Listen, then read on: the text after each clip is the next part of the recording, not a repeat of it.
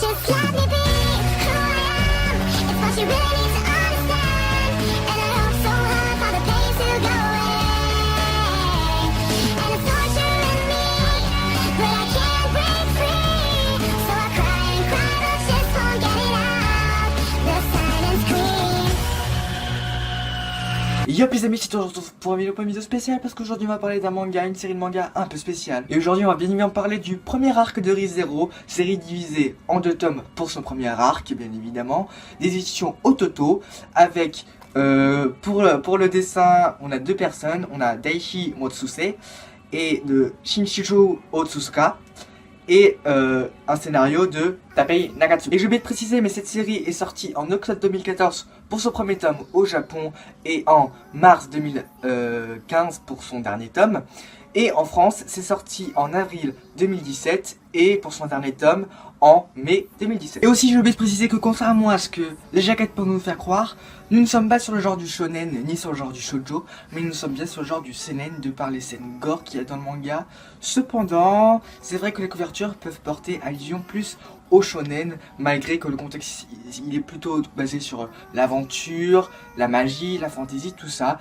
C'est quand même un seinen classé par toutes les maisons de manga. En ce qui concerne le manga, on est sur du pas mal. Alors pour ceux qui connaissent pas, c'est au-dessus du ça va, encore au-dessus du bof, mais en dessous du énorme. Alors quand on dénude le manga, bon, on est sur une présentation assez simpliste, assez basique et genre énormément épurée. Genre on est sur du blanc avec genre juste le titre de Re:Zero, l'arc 1, le nom des auteurs.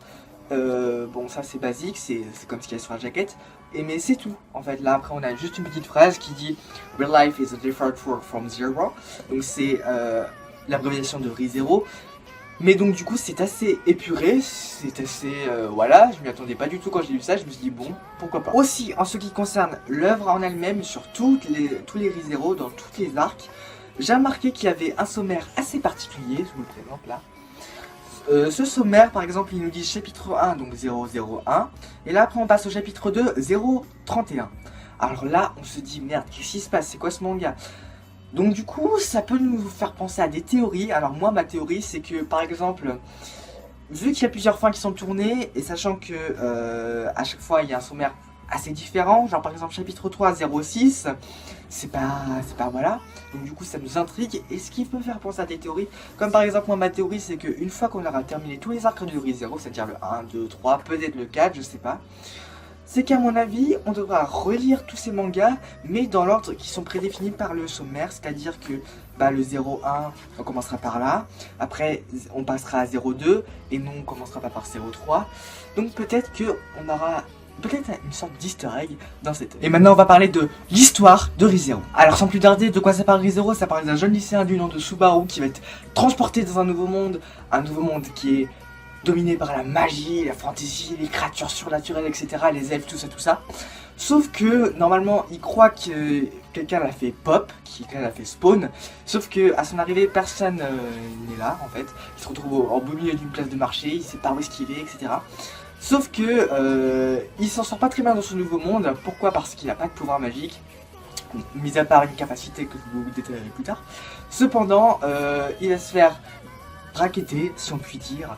Donc il va pas très bien s'en sortir. Cependant, il va être sauvé par une jeune fille dont je vous dirai pas son nom. Pourquoi? Parce que justement, on va essayer de le deviner jusqu'à la fin de ce premier arc.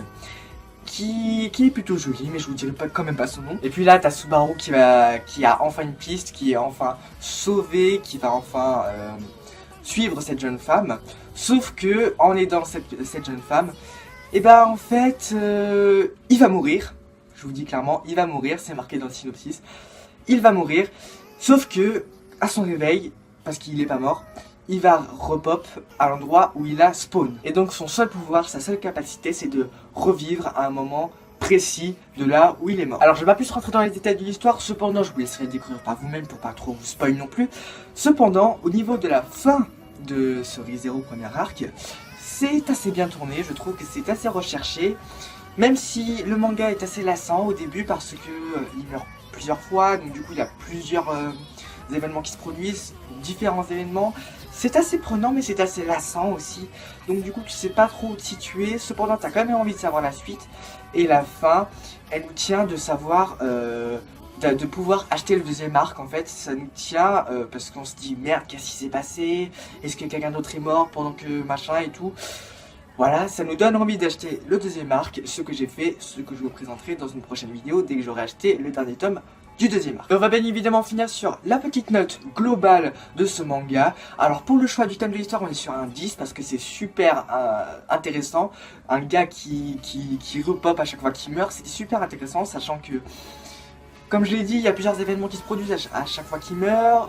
Donc du coup, ça tourne des fins énormément différentes, et ce qui est énormément ouvert au niveau de l'imagination, et ça c'est vraiment un gros plus. Ensuite pour le développement d'histoire, on est sur un 9,5, pourquoi pas un 10, parce que tout simplement, comme je l'ai dit, c'est assez lassant de le voir à chaque fois mourir. Cependant les événements sont assez divers, donc voilà, ça mérite pas un 10, mais ça mérite quand même un 9,5. Au niveau de la relation des personnages et du développement, on est sur un 10 parce que, comme je l'ai dit, à chaque fois qu'il meurt, bah, du coup il y a des nouveaux événements, donc du coup il y a des nouveaux personnages, et donc du coup les liens se tissent petit à petit, même si avant ils se détestaient, après ils se détestent plus parce que voilà, il meurt, après il revit, il meurt, il revit, donc du coup il a le droit de faire plusieurs manips dans sa... Au niveau de la qualité des dessins, la qualité des dessins est assez belle, assez bien prononcée, je dois dire, elle est assez personnelle, même si elle ressemble à quelques œuvres, comme par exemple Danmachi, mais ça c'est encore plus poussé.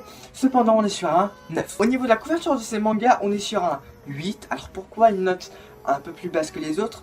Tout simplement parce que, en fait, quand on regarde les couvertures, on se dit ouais, c'est pas terrible, il y a des couvertures qui sont encore beaucoup plus travaillées que ça, notamment au niveau des décors, etc., même si les personnages sont très bien travaillés. Cependant, ce qui sauve un peu la note, c'est quand tu prends le manga en main, tu n'as pas cette impression de tout lisse, en fait, t'as cette impression de douceur, et c'est ça qui est pas mal au niveau des couvertures, malgré que les couvertures soient assez basiques.